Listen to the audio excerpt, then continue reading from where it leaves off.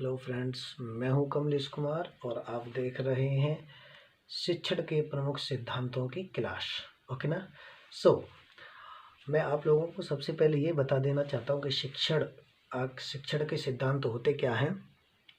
तो देखिए, विद्यार्थी किस प्रकार से या कौन कौन सी विधियों के द्वारा सीखता है। विद्यार्थी किस प्रकार या कौन कौन सी विधियों के द्वारा सीखता है और प्रत्येक विधि में किसी न किसी शिक्षण सिद्धांत का प्रयोग किया जाता है।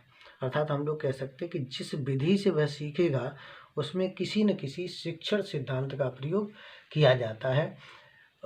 इसी को हम लोग क्या कहते हैं, इसी को हम लोग शिक्षण सिद्धांत। सिद्धांत का मतलब होता है किसी भी कार्य को सिद्ध करने के अंत में जो रिजल्ट, जो आउटपुट आता है, उसी को हम लोग सिद्धांत कहते हैं। ठीक है ना, सिद्ध के अंत में। ओके ना। अब हम ये आपको बताना चाहेंगे कि शिक्षण के जो सिद्धांत हैं वो प्रमुख रूप से अगर हम लोग शिक्षण के सिद्धांतों को डिवाइड करेंगे तो ये दो भागों में डिवाइड किए जाते हैं शिक्षण के सिद्धांत।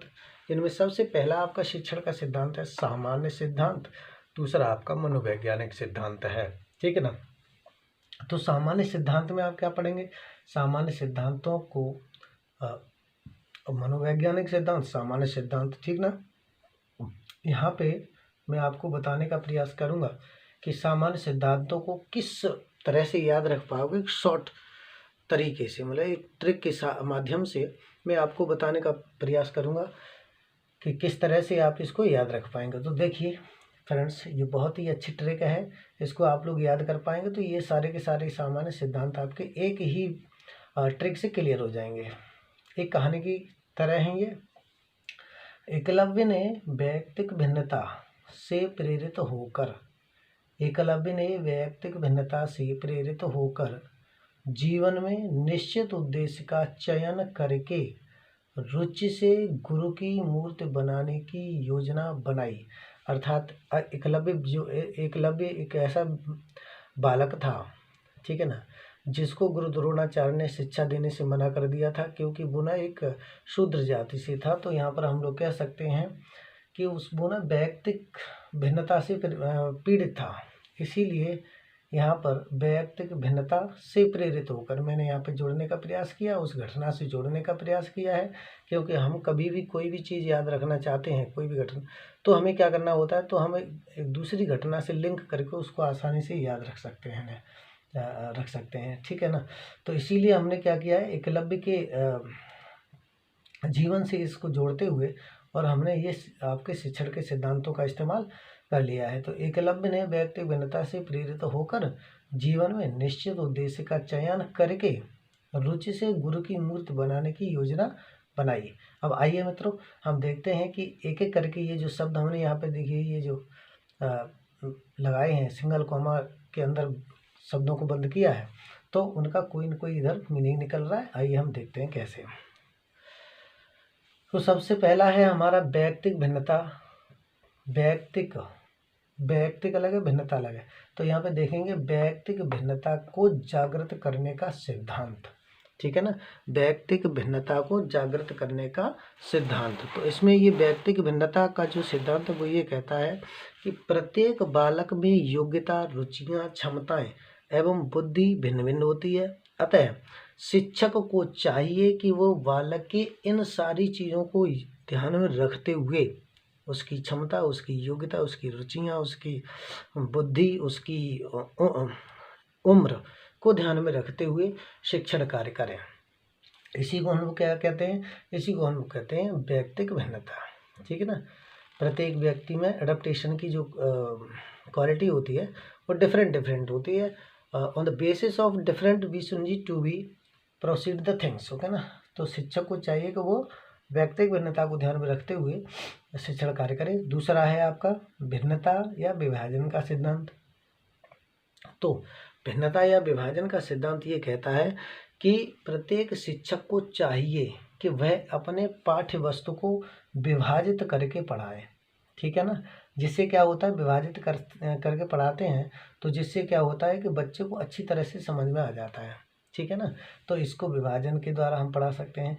अगला है आपका प्रेरणा का सिद्धांत। प्रेरणा का सिद्धांत ये कहता है कि हमें पाठ्यवस्तु पढ़ाने से पहले, बालक को पाठ्यवस्तु पढ़ाने से पहले शिक्षक को चाहिए कि वह उस पाठ्यवस्तु को पढ़ाने के लिए बच्चे को प्रेरित करे, बच्चे को सीखने के लिए प्रेरित करे, ताकि वो जल्दी से जल्दी उसे ग्रहण कर सके। ओके ना। फिर अगला है जीवन से संबंध स्थापित करने का सिद्धांत। तो ये सिद्धांत ये कहता है कि बालक जो भी शिक्षक जो शिक्षण कार्य करें, तो वो क्या करें, उस समय बालक के जीवन से उसे संबद्ध करते चलें। जो भी वह पढ़ाना चाहते हैं, जो भी पढ़ाया जाए, उसको क्या करें, बालक के जीवन से जोड़ते चले। तो उससे क्या होगा कि बालक जो है ना, वो अच्छी तरह से आपकी बात को समझ पाएगा।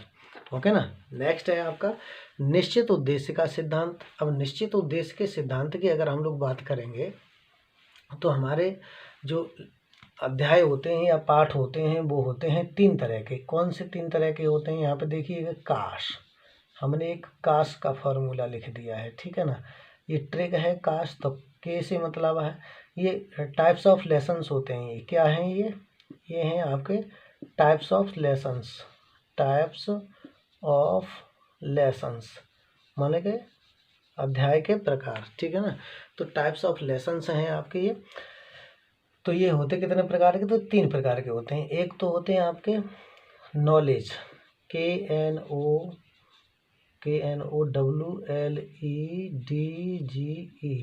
नॉलेज वाले होते हैं, मतलब ज्ञान परक। नॉलेज का मतलब ज्ञान परक होते हैं। ओके ना। दूसरे कौन से होते हैं, एप्रिसिएशन वाले होते हैं, APPRECIATION, एप्रिसिएशन वाले होते हैं, ठीक है। एप्रिसिएशन का मतलब होता है रसात्मक, एप्रिसिएशन का मतलब रसात्मक। ओके ना। तो रसात्मक, ठीक है। और अगले होते हैं स्किल लेसन या स्किलफुल स्किलफुल लेसन, ठीक है ना। कौशलात्मक, स्किलफुल का मतलब क्या होता है, तो स्किलफुल का मतलब होता है कौशलात्मक। तो हमारे जो अध्याय हो गए या जो हम पाठ पढ़ाते हैं बच्चों को, एक शिक्षक के द्वारा जो पाठ पढ़ाया जाता है, वो 3 प्रकार के होते हैं। कौन कौन से होते हैं, एक तो ज्ञान परक होते हैं, दूसरे रसात्मक होते हैं, तीसरे कौशलात्मक होते हैं। रसात्मक, ज्ञानात्मक, कौशलात्मक, ओके ना। तो 3 तरह के होते हैं। हमें क्या करना चाहिए, हमें इन सारी चीज़ों का ध्यान रख करके ही शिक्षण कार्य करना चाहिए। ओके ना। अगला है आपका निश्चित उद्देश्य का सिद्धांत, हो ही गया। चयन का सिद्धांत, ये निश्चित उद्देश्य का सिद्धांत यहाँ पे जाता है। ओके ना। चयन का सिद्धांत क्या कहता है, तो चयन का सिद्धांत आपका कहता है कि पाठ्यवस्तु का चयन शिक्षा के उद्देश्य के आधार पर होना चाहिए। मतलब जो भी हम पढ़ाने जा रहे हैं, उसका कोई ना कोई शिक्षा का उद्देश्य होना चाहिए। उसको चयन करते हुए, शिक्षा के उद्देश्य को ध्यान में रखते हुए हमें पाठ्यवस्तु का चयन करना चाहिए। अगला है क्रियाशीलता या करके सीखने का सिद्धांत। ये तो सबसे महत्वपूर्ण सिद्धांत है। मोस्टली जो एजुकेशनिस्ट हुए हैं, शिक्षा शास्त्री हुए, उन्होंने जोर दिया है किस पे, करके सीखने के सिद्धांत पर जोर दिया है, ठीक है। अगला है आपका रुचि का सिद्धांत।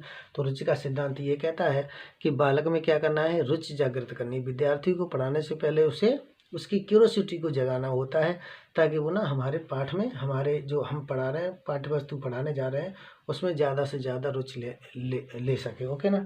नेक्स्ट है आपका बनाई या निर्माण तथा मनोरंजन का सिद्धांत। यहाँ देखिएगा बनाई लिखा होगा, ये बनाने की, तो बनाने या निर्माण का सिद्धांत, इसमें साथ में ही मनोरंजन का सिद्धांत भी है। तो बालक को क्या करना है कि बालक को एक ऐसे पाठ्यवस्तु से पढ़ाया जाना चाहिए, ताकि उसमें ना वो कुछ निर्माण कर सके। निर्माण, क्योंकि बालकों में निर्माण करते समय मनोरंजन का आभास होता है, जिससे वो क्या करते हैं, मनोरंजन करते हुए वो चीज़ों को निर्माण कर देते हैं, वस्तुओं का निर्माण कर देते हैं, लेकिन उन्हें पता भी नहीं चलता कि उन्होंने वस्तुओं का कब निर्माण कर दिया है। तो हमें क्या करना चाहिए, हमें चाहिए कि निर्माण तथा मनोरंजन का सिद्धांत अप्लाई करना चाहिए। अगला है आपका योजना या नियोजन का सिद्धांत। तो देखिए यहाँ पे लिखा हुआ है योजना या नियोजन का सिद्धांत। तो ये योजना और नियोजन का सिद्धांत ये कहता है कि एक कुशल शिक्षक को चाहिए कि वो क्या करें, अपने लेसन प्लान को, मतलब अपने पाठ्यवस्तु को एक योजनाबद्ध तरीके से डिवाइड करके तब शिक्षण कार्य करें, तो उससे क्या होगा, तो उससे आपका जो शिक्षण कार्य है वो ज़्यादा अच्छा सफल माना जा सकता है या हो सकता है, ठीक ना। नेक्स्ट है आपका मनोरंजन का मनोवैज्ञानिक सिद्धांत। तो मनोवैज्ञानिक सिद्धांत जो है वो आपके होते हैं 8, ठीक है ना, जिनमें सबसे पहला आपका अभिप्रेरणा या रुचि का सिद्धांत। यहाँ पे भी रुचि का सिद्धांत है, यहाँ पे भी रुचि का सिद्धांत है, बट यहाँ पर ये अभिप्रेरणा वर्ड जो है वो मनोवैज्ञानिक वर्ड है, शब्द है, इसलिए हम लोग यहाँ पे कह सकते हैं अभिप्रेरणा का सिद्धांत, लेकिन रुचि का सिद्धांत भी है इसी के साथ में, इसलिए इसको एक ही कर दिया गया है। दूसरा है आपका मनोरंजन का सिद्धांत। तो हमें क्या करना है, बच्चों को मनोरंजन कराते हुए पढ़ाया जाना चाहिए ताकि उनकी जो मन स्थिति है वो ठीक ठाक बनी रहे। आगे है आपका आवृत्ति या अभ्यास का सिद्धांत। तो हम लोग ये आवृत्ति या अभ्यास का सिद्धांत, चूँकि जो भी बच्चे को हम कंठस्थ कराते हैं, उसको कंठस्थ कराते हैं, उसको रटाते हैं, या वो जो भी रट लेता है तो उसको क्या करना है, उसका अभ्यास होना जरूरी है। तो उसका अभ्यास कराते रहना चाहिए। अगला आपका सृजनात्मकता और आत्माभिव्यक्ति का सिद्धांत। तो सृजनात्मकता और आत्मा अभिव्यक्ति का मतलब होता है सृजनशीलता जो होती है किसी भी बालक के अंदर से जागृत होती है, ठीक है ना, जिसमें कल्पना का बहुत बड़ा रोल होता है। अतः हमें क्या चाहिए कि वो सृजनात्मकता और आत्माभिव्यक्ति को व्यक्त कर सके, इस तरह का शिक्षण कार्य करना चाहिए।